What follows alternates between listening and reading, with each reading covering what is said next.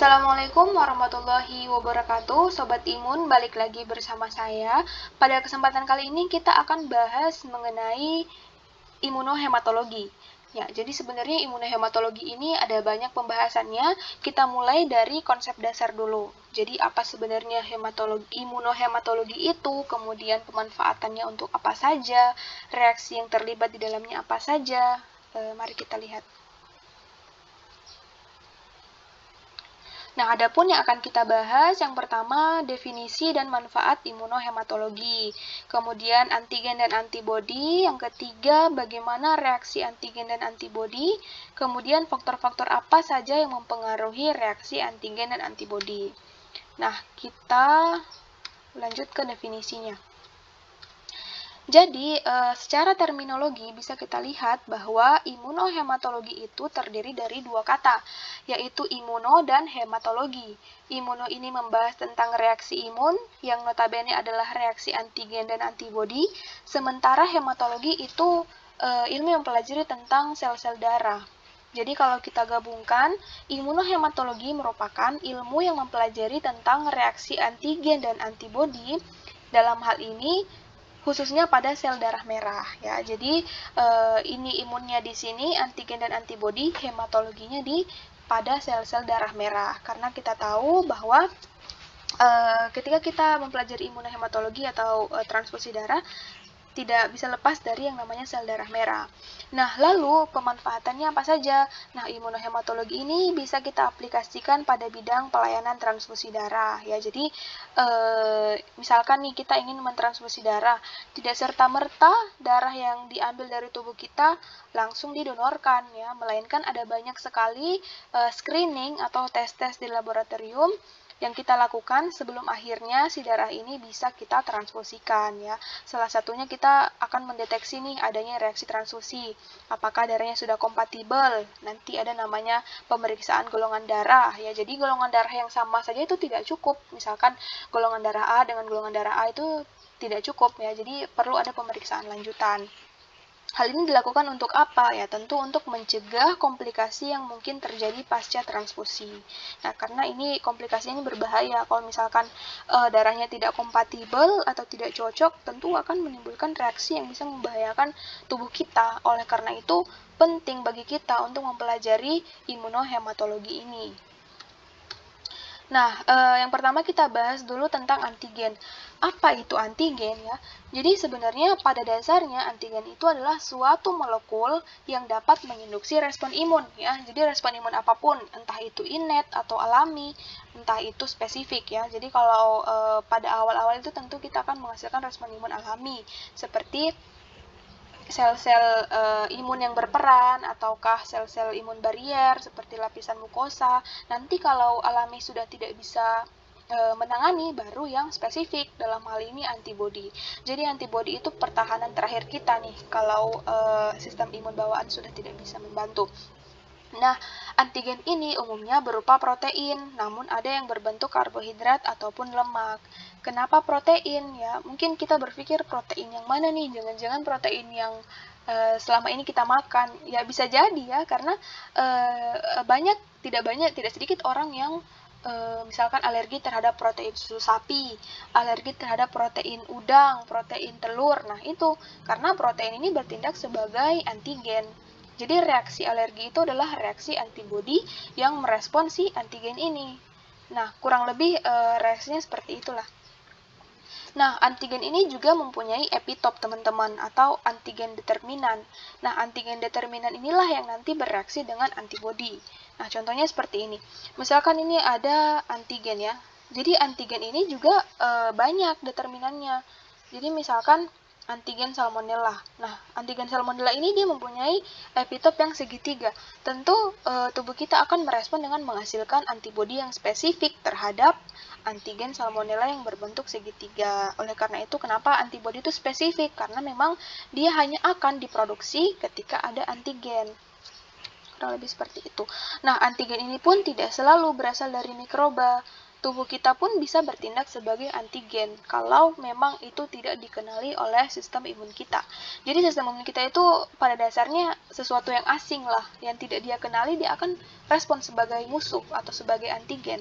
Oleh karena itu, penting kita ketahui apa-apa saja yang bisa bertindak sebagai antigen dari darah donor dan atau dari darah resipien. Karena ini penting untuk kita ketahui. Antigen yang tidak sesuai maka akan bisa menimbulkan reaksi transfusi.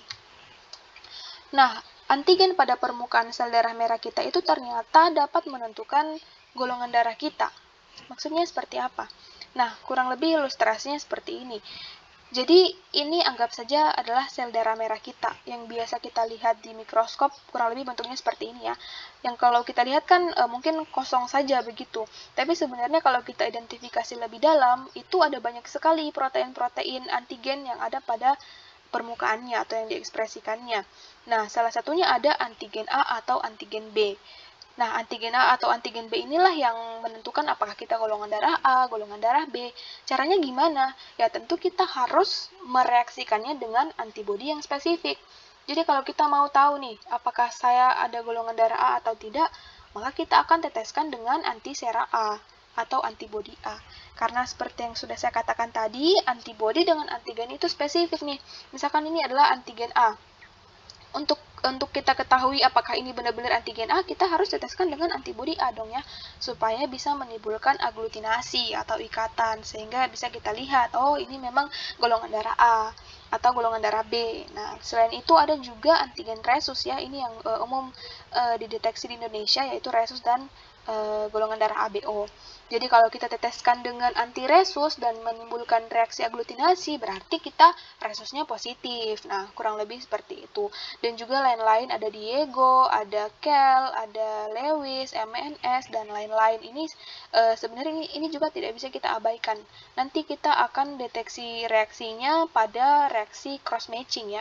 Jadi ada yang disebut dengan cross-matching, yaitu reaksi antara si darah pendonor dengan si darah resipien. Kita lihat apakah ada aglutinasi di sana. Nah, aglutinasi itu pun bisa kita identifikasi disebabkan oleh apa? Apakah ABO kah ataukah antigen-antigen yang lain. Nah, namun ini tidak bisa kita abaikan juga. Next dulu. Nah, selanjutnya ada yang disebut dengan human leukosit antigen atau antigen yang ada pada leukosit manusia ya. Jadi dalam proses transfusi teman-teman, kesamaan golongan darah saja itu tidak cukup tentunya. Nah, perlu ada pencocokan HLA.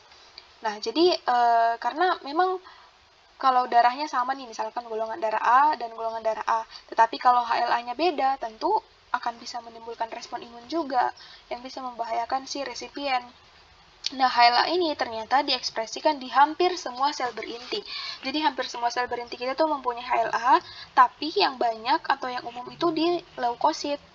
Makanya dia bersifat sangat imunogenik. Ya, jadi ketika masuk di tubuh resipien dan tubuh resipien menganggap itu adalah musuh, itu adalah antigen, maka dia akan menghasilkan respon imun berupa antibodi.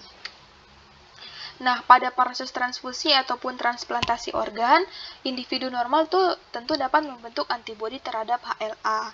Nah, ini juga yang menyebabkan kenapa seseorang bisa terkena graft versus host disease atau penyakit di mana si host bisa menyerang si graft atau si transplant ini atau sebaliknya, karena memang HLA-nya tidak cocok. Mungkin ini salah satu alasan kenapa orang yang menerima transplant organ itu akan selalu minum obat antiinflamasi atau obat imuno, apalagi namanya itu, pokoknya yang menekan sistem imun ya, karena memang reaksinya akan sangat berlebih dan bisa membahayakan si tubuh resipien itu. Nah, contohnya di sini ada HLA-A, HLA-B dan HLA-DR ya, antigen-antigen yang ada pada permukaan leukosit. Nah, ini tentu bisa menghasilkan antibodi yang bisa menyerang si HLA ini. Nah, lalu bagaimana solusinya? Nah, solusinya itu kalau memang kita hanya butuh eritrosit, hanya butuh sel darah merah, tentu leukosit ini bisa kita singkirkan dulu dengan cara kita screening atau kita filter ya. Jadi nanti yang kita peroleh itu hanya sel darah merah murni atau sel darah merah dengan trombosit, tergantung keperluannya. Kalau orang-orang dengan anemia akut atau kecelakaan atau yang kehilangan darah akut yang banyak gitu, tentu biasanya dia hanya akan membutuhkan sel darah merah saja. Nah, leukositnya ini bisa kita saring ya. Jadi nanti komponen darah yang kita peroleh itu namanya leukoreduction ataupun leukopur, atau darah yang miskin leukosit. Karena kenapa? Karena ini bisa membahayakan. Tentu bisa kita saring gitu. Nah, selain HLA, ternyata platelet atau trombosit kita itu juga mempunyai antigen, namanya HPA atau Human Platelet Antigen ya. Nah, ketidakcocokan HPA ini juga dapat menginduksi respon imun tentunya. Intinya apapun yang tidak dikenali oleh tubuh resipien itu dia akan menginduksi respon imun atau dia akan anggap sebagai sesuatu yang asing gitu. Nah, antibodi terhadap HPA ini teman-teman juga bisa menyebabkan trombositopeni. Kenapa? Karena akan direspon oleh antibodi. Nah, antibodi kalau sudah mengikat antigen, maka dia akan menetralisirnya yang pertama. Kemudian yang kedua dia bisa melisiskannya. Nah, setelah lisis dia tentu akan difagosit oleh sel-sel pembuangan ya tentunya. Nah, ini sangat berbahaya karena bisa menyebabkan purpura ya atau perdarahan. Ini juga alasan kenapa orang-orang atau penderita DBD itu punya bercak-bercak merah karena ya trombosit yang merupakan fungsi dalam pembekuan darahnya itu sudah tidak ada atau sudah berkurang, sehingga ketika ada luka atau ada perembesan darah pada pembuluh darah itu tentu yang menutupnya sudah tidak ada, sehingga bercak-bercak merah itu bisa kita lihat di permukaan kulit. Nah, itu adalah hasil dari perembesan sel-sel darah. Nah, contohnya seperti ini. Jadi misalkan kita punya antigen pada trombosit ya, yang belum kita screening, belum kita deteksi, sudah kita donorkan gitu. Tentu di dalam tubuh resipien atau si penerima ini akan menganggap ini adalah sebuah antigen atau sebuah musuh, maka dia akan membentuk antibodi ya, antibodi yang spesifik terhadap HPA ini. Nah, setelah itu dia akan ikat ya. Tentunya dia karena anggap sebagai musuh dia akan ikat. Setelah dia ikat dia lisiskan, dia hancurkan. Nah, ini akan sangat berbahaya karena selain mengurangi jumlah trombosit juga akan menimbulkan yang namanya penyumbatan ya. Dan penyumbatan ini kalau misalkan dia berhenti di salah satu organ, misalkan di ginjal atau di hati, dan akan direspon sebagai sesuatu yang harus dimusnahkan, maka ini akan menghasilkan penyakit autoimun ya. Nanti kita bahas mengenai autoimun. Nah, kita masuk dulu di antibodi. Nah, apa sebenarnya antibodi itu? Jadi, antibodi itu merupakan suatu molekul protein spesifik ya, yang dihasilkan oleh leukosit atau limfosit. Jadi, leukosit itu kan ada banyak diferensiasinya ya, ada monosit, basofil, eosin, neutrofil, dan lain-lain. Tapi khusus yang menghasilkan antibodi itu adalah sel limfosit. Dan yang dihasilkan tuh biasanya spesifik. Artinya apa? Antibodi yang dihasilkan untuk menyerang COVID misalkan, itu hanya bisa untuk COVID saja, tidak bisa dia pergi menyerang Salmonella misalkan. Oleh karena itu, ketika kita menghasilkan suatu antibodi COVID misalkan, oh berarti itu mengindikasikan COVID pernah masuk dalam tubuh kita. Tapi kita tidak bahas COVID di sini, kita bahas golongan darah dulu. Nah, di sini antibodi berfungsi untuk mengikat antigen dan menghantarkannya ke sistem pemusnahan, seperti yang sudah saya katakan tadi. Karena kenapa? Karena kalau dia berhenti di salah satu organ kita, ini akan bisa menyebabkan penyakit autoimun, dan ini sangat berbahaya. Oleh karena itu, dia harus masuk ke sistem pemusnahan atau sistem fagositosis. Nah, sel-sel fagosit itu ada banyak ya, bisa itu makrofag, bisa itu monosit, neutrofil, dan lain-lain. Nah, biasanya si antibodi ini ditemukan dalam berbagai fraksi. Ada fraksi IgG, IgM, IgA, IgD, dan IgE. Mungkin IgG, IgM ini sudah tidak asing di telinga kita ya, karena memang ini yang paling sering kita deteksi. Karena ini yang biasa merespon mikroba-mikroba ya. Kalau IgE ini biasanya untuk alergen atau alergi, IgA juga biasanya pada mukosa, IgD ya fungsinya belum terlalu banyak. Nah, kurang lebih ilustrasinya antibodi seperti ini. Ini sebenarnya sudah pernah saya bahas, tapi saya jelaskan ulang bahwa antibodi itu pada umumnya mempunyai dua rantai ya. Ada heavy chain atau rantai yang panjang, dan light chain, rantai pendek atau rantai ringan, yang diikat dengan ikatan disulfida bond. Ikatan dua sulfida gitu. Nah, kalau kita lihat juga di sini ada variable site ya atau antigen binding site. Nah, di daerah inilah antigen itu diikat. Jadi kalau misalkan antigen binding site-nya ini berbentuk kotak, tentu antigen yang diikat pun akan berbentuk kotak gitu. Tidak bisa dia berbentuk kotak mengikat yang bulat, nggak bisa. Itu yang dimaksud dengan spesifisitas. Jadi antibody ini sangat spesifik. Jadi ini bisa berubah-ubah. Yang tidak bisa berubah tuh di sini bagian Fc region-nya. Fragment crystallizable, artinya dia sudah mengkristal dan tidak bisa berubah gitu. Nah, ini biasanya merupakan tempat pelekatan fagosit ya, yang ini. Jadi nanti antibody bawa ke fagosit melalui rantai ini, CH3 ini. Ada juga complement binding region atau daerah pelekatan komplement ya. Untuk fungsi-fungsi antibody, salah satunya dia bisa mengikat komplement. Nah, ini bisa dilihat di video saya sebelumnya. Nah, di sini juga ada ini daerah konstan sebenarnya.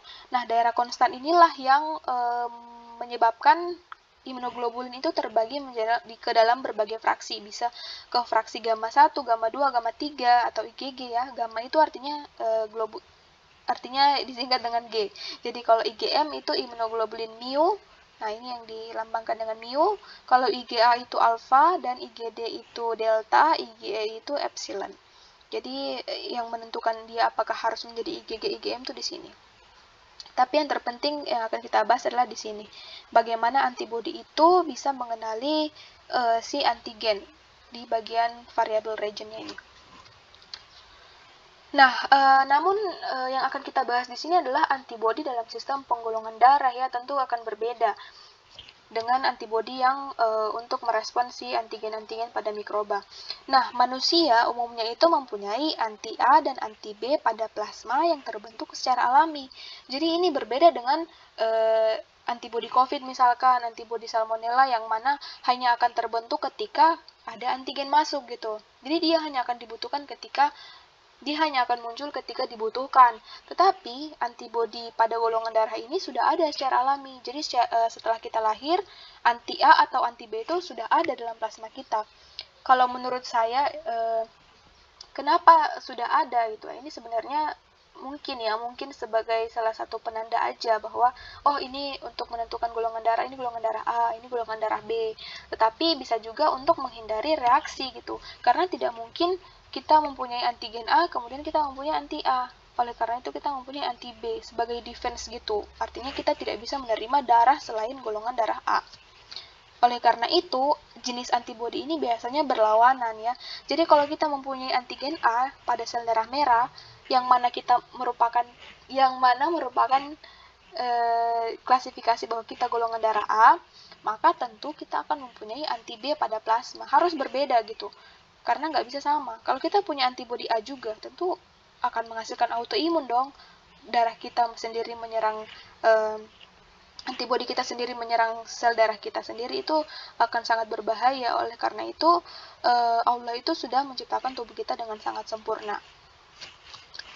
Nah, tidak seperti antibodi jenis IgM yang dapat langsung bereaksi, teman-teman, ternyata IgG itu mempunyai kelemahan. Nah, salah satunya dia harus membutuhkan reagensia tambahan ya, seperti anti-human globulin atau bisa juga diinkubasi lebih lama. Nah, ini nanti kita akan bahas di faktor-faktor yang mempengaruhi reaksi. Jadi IgG ini kenapa spesial? Karena dia tuh mempunyai bentuk yang kecil gitu, beda dengan IgM yang besar yang bisa langsung kita lihat reaksinya dengan mata telanjang berupa aglutinasi. IgG ini harus diberi perlakuan khusus karena memang dia bentuknya yang kecil gitu. Nah, ini kalau kita lihat IgG bentuknya seperti ini, maka dia harus membutuhkan reagensia tambahan atau perlakuan tambahan untuk bisa reaksinya itu terlihat. Nah, ini biasanya untuk penentuan golongan darah resus ya. Itulah alasan kenapa kalau kita deteksi golongan darah resus, itu aglutinasi yang terbentuk pasti kecil-kecil gitu. Sementara untuk golongan darah ABO yang mana itu merupakan jenis IgM, maka dia langsung bisa kita lihat dengan mata telanjang karena memang strukturnya yang besar dan berat molekulnya pun besar dibanding IgG. Mungkin cukup sekian dulu. Selanjutnya reaksi imun dan faktor yang mempengaruhi saya bahas di part 2. Wassalamualaikum warahmatullahi wabarakatuh.